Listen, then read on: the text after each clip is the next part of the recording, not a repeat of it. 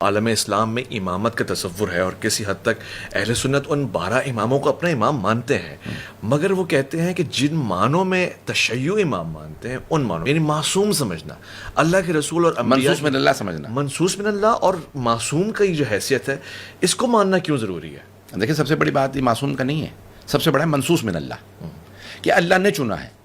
اللہ نے چنا تو معصوم ہے. اللہ نے سارے انبیاء معصوم چنے ہیں تو یہ کوئی معصوم نہیں ہوں گے. عصمت تو میں قرآن سے آپ کو رسول خدا صلی اللہ علیہ وسلم فرما رہے ہیں، ومن یطیع اللہ کو کہہ رہا ہے قرآن کریم میں، ومن یطیع الرسول فقد اطاع اللہ. جس نے رسول کی اطاعت کی اس نے اللہ کی اطاعت کی. اس کا مطلب ہے رسول خدا کوئی حکم اللہ کے حکم کے خلاف نہیں دے سکتے، نہیں دیں گے. معصوم ہیں. اگر معصوم نہیں ہیں تو یہ آیت غلط ہے، علیہ باللہ. اللہ ومن یطیع الرسول فقد اطاع اللہ، جس نے رسول کی اطاعت کی اس نے اللہ کی اطاعت کی. اللہ کبھی خطا نہیں کر سکتا، غلطی نہیں کر سکتا، گناہ نہیں کر سکتا. ایسے ہی کبھی بھی رسول میرا خطا نہیں کر سکتا. تبھی تو عین اطاعت ہے رسول کی اطاعت، اللہ کی اطاعت ہے. بالکل صحیح. ٹھیک ہے، تو ہمارا یہ عقیدہ ہے کہ ان کی جگہ پہ آنے والا بھی ویسے ہی ہونا چاہیے، ولی ان کی جگہ پہ نہیں آ سکتا. تو عصمت تو دیکھیے بہت ہے. ان آیت تطہیر ہے، 10 آیات سے میں ثابت کروں خود. یا ایھا رسول بلغ ما انزل الیک من ربک وان لم تفعل فما بلغت رسالتہ. یہ سورہ بقرہ کی آیت نمبر 124 ہے کہ اللہ سبحانہ وتعالیٰ جناب ابراہیم علیہ السلام سے فرما رہا ہے کہ انی جاعلک للناس اماما قال ومن ذریتی قال لا ینال عہد الظالمین. ظالمین تک پہنچ ہی نہیں سکتا اللہ کا عہدہ. یہ اللہ کا عہدہ. یہ جو ہم کہتے ہیں خلافت یا امامت، اہل سنت کہتے ہیں خلافت، ہم کہتے ہیں امامت. آیا یہ قرآنی کانسیپٹ ہے یا یہ قرآن سے باہر کا کانسیپٹ ہے؟ قرآنی کانسیپٹ. اگر قرآنی کانسیپٹ ہے تو قرآن میں تو اللہ بتا رہا ہے انی جاعلک للناس اماما، انی جاعل فی الارض خلیفہ. میں انا انزلناہ فی الارض، ہم نے قرآن نازل کیا. یہاں لگا نہیں انی، میں خلیفہ بنا رہا ہوں. تو قرآن کریم میں تو خلیفہ اللہ بنا رہا ہے، قرآن کریم میں تو امام اللہ بنا رہا ہے. اور اس میں ثابت ہے. کیوں؟ ظالموں کو نہیں ملے گا.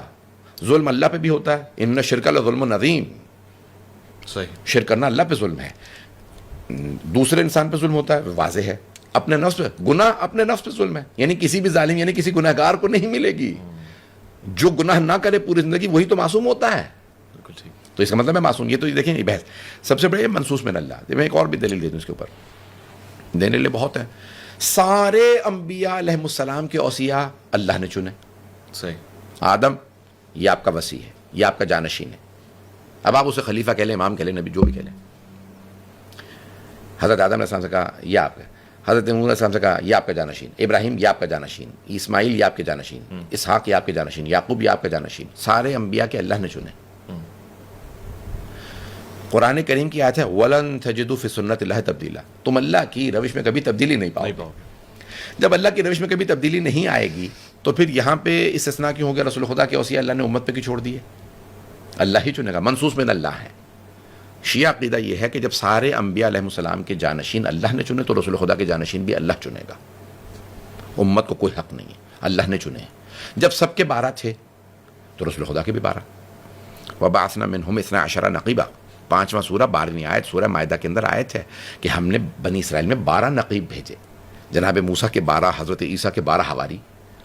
میں کیمبرج یونیورسٹی میں کورس پہ گیا ہوا تھا، وہاں پہ سارے یہودی عیسائی سب، یعنی جو انہوں نے 7 یہودی بلائے تھے ادیان، ان کے سب سے بڑے جو کہہ لیں کہ اسکالرز، ریبائز، اور ان کے اور 7 تھے عیسائی، 7 مسلمان. مسلمانوں میں صرف ایک شیعہ میں تھا. تو ان کا کہ ہمیں کوئی کامن چیز مل سکتی ہے؟ سب خاموش بیٹھے تھے. میں نے ہاتھ کھڑا کیا، میں نے کہا ہاں ایک چیز ہم سب میں کامن ہے. میں نے کہا 12. کیا مطلب؟ میں نے کہا 12 آپ لوگ 12 کو کہیں گے ہاں آپ لوگ بھی 12 کو مانتے ہیں. میں نے کہا عیسائی بھی 12 کو مانتے ہیں، یہودی بھی مانتے ہیں. سارے ادیان میں 12 ہیں. صحیح بخاری میں 12 ہیں، قرآن میں 12 ہیں، صحیح مسلم میں 12 ہیں، ترمذی میں 12 ہیں، نسائی میں 12، مسلم حدیث میں بھی ظاہراً 12، ہر جگہ 12 لکھے ہیں. تو یہ 12 لوگ چنیں گے یا جب 12 بتا رہے ہیں اس کا مطلب ہے کہ وہ برگزیدہ ہیں، کوئی خاص لوگ ہیں. یہ میرے تیرے جیسے نہیں ہو سکتے. اس کا مطلب کوئی خاص لوگ ہیں. تو ہمارے جیسے نہیں ہیں، یہ خاص ہیں. اور یہ پھر معصوم ہیں. ان کی میں نے ابھی آپ کو اتنی آیات پڑھ دی ہیں، ان سب کی الگ الگ بحثیں ہیں پوری جن سے ثابت ہوتی ہے عصمت. اور سب سے بڑی بات ہے کہ ان کو اللہ چنے گا. اور رسول خدا فرما رہے ہیں انی تارک فیکم الثقلین، میں تمہارے درمیان 2 گنا قدر چیزیں چھوڑے جا رہا ہوں، کتاب اللہ و عطرت اہل بیتی. میں اللہ کی کتاب چھوڑے جا رہا ہوں اور اپنی عطرت اہل بیت. ہم صحابہ میں کیوں تلاش کر رہے ہیں؟ جب پیغمبر کہہ رہے ہیں میں اپنی عطرت اپنے اہل بیت چھوڑے جا رہا ہوں، تو پھر ہم اہل بیت میں کیوں نہیں تلاش کر رہے ہیں یہ 12؟ جب میں مثال کے طور پہ میری انگوٹھی اس ہال میں کھو جاتی ہے، میں باہر جا کے باغ میں تلاش کرنا شروع کر دیتا ہوں. باغ میں ملے گی نہیں کیونکہ کھوئی یہاں ہے. تلاش یہیں کرنی پڑے گی. تو ہم نے جب 12 تلاش کرنے تو ہمیں اہل بیت ہی میں تلاش کرنے چاہیے, کیونکہ پیغمبر فرما رہے ہیں کہ میں صحابہ نہیں, میں قرآن اور اپنے اہل بیت چھوڑے جا رہا ہوں. اہل بیت جب چھوڑے جا رہا ہوں, جہاں پہ بھی پہلے 500 سال میں حدیث آئی ہے شیعہ سنی کتابوں میں, تو قرآن و اہل بیت ہی آیا. صحیح مسلم میں بھی قرآن و اہل بیت. جب اطرتی اہل بیت ہی کہہ دیا تو پھر اہل بیت میں تلاش کریں, وہ پیغمبر کے 12 خلفاء, وہ پیغمبر کے 12 جانشین, وہ پیغمبر کے 12 ائمہ.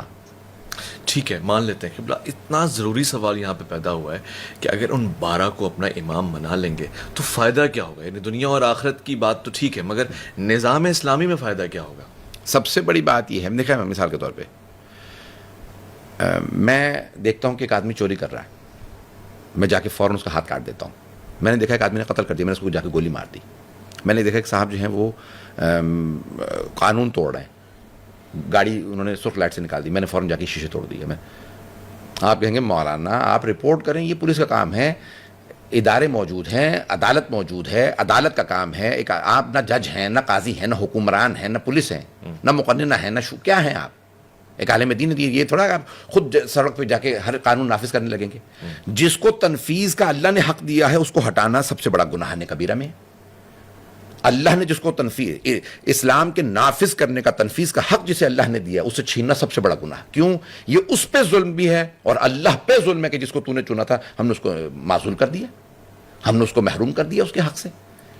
نبی اکرم صلی اللہ علیہ وسلم نے کہا میں نے آپ کو چن لیا, آپ اسلام نافذ کرنے کا قانون رکھتے ہیں. ان کی جگہ پہ اگر کوئی آ جائے تو کیا رسول اکرم پہ ظلم نہیں ہے؟ اور جو اللہ کا برگزیدہ نبی کا جانشین ہے اس کی جگہ پہ کوئی آ کہ وہ کہتی انہوں نے بھی تو آ کے ملک ہی فتح کیے, انہوں نے بھی تو آ کے ہاتھ ہی کاٹے ہیں چوروں کے, اور انہوں نے بھی تو آ کے ارے بھائی جن کا تنفیذ کرنے کا حق ہی نہیں ہے.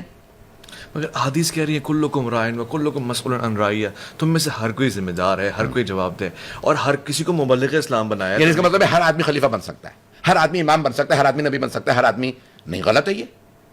ایک حدیث کی غلط انٹرپریٹیشن نہ کریں. حدیث ہے کلکم, یعنی ہر آدمی اللہ کے نزدیک جواب دہ ہے. اپنے بچوں کو خود روکوں, اپنے گھر کے اندر برائی نہ آنے دوں, سڑک پہ برائی ہو رہی ہو, لیکن نہ یعنی اس قانون کے, اس حکومت کے, اس قانون کے نافذ کرنے کا حق کسے ہے؟ اس کو انکار نہیں کیا جا سکتا, ولا پھر خلیفہ کی حیثیت ہی نہیں رہتی. اسی کو کیوں خلیفہ مانا جائے پھر؟ اس کو بھی حق نہیں ہے. آپ یہی کہہ رہے ہیں نا اجماع کے ذریعے ان کو حق مل گیا. ہم کہہ رہے ہیں اجماع کے ذریعے نہیں ملتا, اللہ کے ذریعے ملتا ہے. آپ کہہ رہے ہیں کہ یہ استخلاف کے ذریعے مل گیا.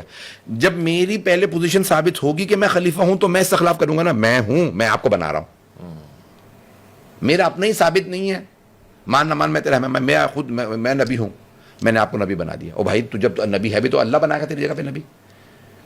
جس کا حق ہی نہیں ہے تو وہ کیا سے استخلاف نہیں کر سکتا. جس کا حق ہی نہیں ہے اس کا اجماع سے ثابت نہیں, جس کا حق ہی نہیں ہے اس کا شورا سے ثابت نہیں. جب ثابت نہیں ہے تو کسی طرح سے ثابت نہیں ہے. ٹھیک ہے, ٹھیک ہے. کیا مجھ سے آج کے زمانے میں, ظاہر ہے ہر کسی کو موت آ رہی ہے, اور جب میں قبر میں جاؤں گا تو مجھ سے ان 12 اماموں کا پوچھا جائے گا, یا ان شخصیات کے جو مجھ سے کئی سو سال پہلے آئیں تبلیغ کی, کیا ان کا اور میرا کوئی ربط ہوگا؟ دیکھیں یہ قرآن, یہ رسول خدا صلی اللہ علیہ وسلم کی حدیث ہے. یہ جو ہے نا یوم, قرآن کریم کی آیت ہے, ظاہراً سورہ کی آیت ہے, یوم ندعو کل اناس بامامہم, اس دن ہم ہر آدمی کو اس کے امام کے ساتھ بلائیں گے, پکارا جائے گا. یہ امام علی علیہ السلام کی رعیت, یہ حضرت امام حسن علیہ السلام کی رعیت, یہ امام حسین علیہ السلام کی رعیت ہے, یہ امام مہدی علیہ السلام کی رعیت ہے. مسند احمد بن حنبل میں واضح حدیث ہے, من مات ولم یعرف امام زمانہ فقد مات میتۃ الجاہلیہ. جو بھی اپنے زمانے کے امام کی معرفت کے بغیر مرا وہ جاہلیت کی موت مرا, یعنی زمانہ جاہلیت, یعنی پری اسلامک دور میں مر گیا, یعنی کفر کی موت مرا. اتنا بڑا بتا رہے ہیں. اب اسے آپ کو خلیفہ کا ٹائٹل دے دیں, بادشاہ کا ٹائٹل, جو مرضی ٹائٹل دے دیں, امام کا دے دیں, لیکن یہ کہ آیا یہ ہم کوئی بھی بنا سکتے ہیں. ہمارا دل کر رہا ہے ہم یہاں پہ 22 افراد موجود ہیں, مجھے آپ پسند آ رہے ہیں, آج سے آپ امام ہیں, آپ خلیفہ ہیں, ایسے ہو جائے گا؟ نہیں. یہ جو مثال کے طور پہ کہا جا رہا ہے, یہ جو بھی شورا بنائی جا رہی ہے, یہی جو مثال کے طور پہ استخلاف کیا جا رہا ہے, یہی جو اجماع کی بحثیں کی جا رہی ہیں, تو یہ یہی بتانے کی کوشش کر رہے ہیں نا کہ ہم رسول خدا کا جانشین بنا کے رسول خدا کو سونپ رہے ہیں, ہم نے آپ کی جگہ پہ جانشین بنا دیا. اسی کی دلیل دے دیجیے قرآن و حدیث سے. ہم کہہ رہے ہیں قرآن و حدیث سے ثابت ہے اللہ نے سارے انبیاء علیہ السلام کے جانشین چنے ہیں, تو اللہ ہی رسول خدا صلی اللہ علیہ وسلم کے جانشین کو چنے گا. ٹھیک ہے.